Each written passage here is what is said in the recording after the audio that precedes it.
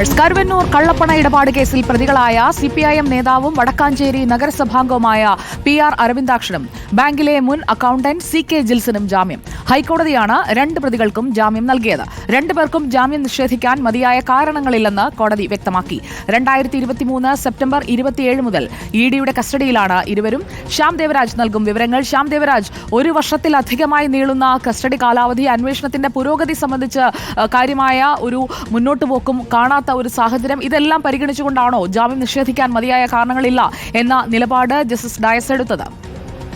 സുജയ പാർവതി, ഈ കേസിൽ അന്വേഷണം പൂർത്തിയായിരുന്നു. നേരത്തെ തന്നെ കുറ്റപത്രം നൽകിയതാണ്. 55ഓളം പ്രതികളാണ് ഈ കേസിലുള്ളത്. ഇതിൽ 15ാം പ്രതിയാണ് PR അരവിന്ദാക്ഷൻ എന്ന CPIM നേതാവ്, വടക്കാഞ്ചേരി നഗരസഭാംഗം കൂടിയാണ്. മറ്റൊരാൾ കരുവന്നൂർ സഹകരണ ബാങ്കിലെ മുൻ അക്കൗണ്ടന്റ് ആയിരുന്നു CK ജിൽസ്. ഈ രണ്ടുപേരുടെ ജാമ്യാപേക്ഷയാണ് ഹൈക്കോടതിയുടെ പരിഗണനയിലുണ്ടായിരുന്നത്.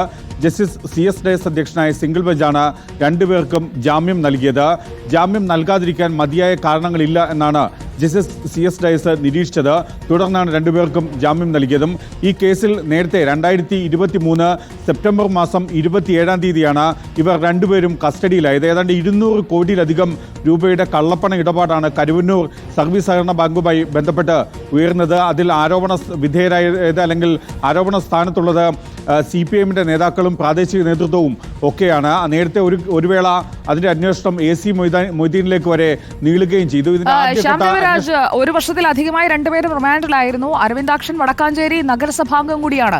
തെരഞ്ഞെടുപ്പിലേക്കൊക്കെ അടുക്കുന്ന സമയമാണ്, തദ്ദേശ തെരഞ്ഞെടുപ്പ്. അപ്പോൾ അങ്ങനെയുള്ള ഫംഗ്ഷണറിംഗ് പൊസിഷനിലുള്ള ഒരാളെ ഇതിൽ കൂടുതൽ കാലം റിമാൻഡിൽ വെക്കേണ്ടതില്ല എന്ന ഒരു നിലപാട് കോടതി എടുക്കുകയായിരുന്നു. ഇടയ്ക്കെപ്പോഴോ അടുത്ത ബന്ധുവിന്റെ എന്തോ കാര്യങ്ങൾക്കൊക്കെ പങ്കെടുക്കുന്നതിന് അങ്ങനെയൊക്കെയുള്ള ജാമ്യമല്ലാതെ മറ്റ് ജാമ്യവും അനുവദിക്കാത്ത ഒരു സാഹചര്യമില്ലേ ഇവർക്ക്?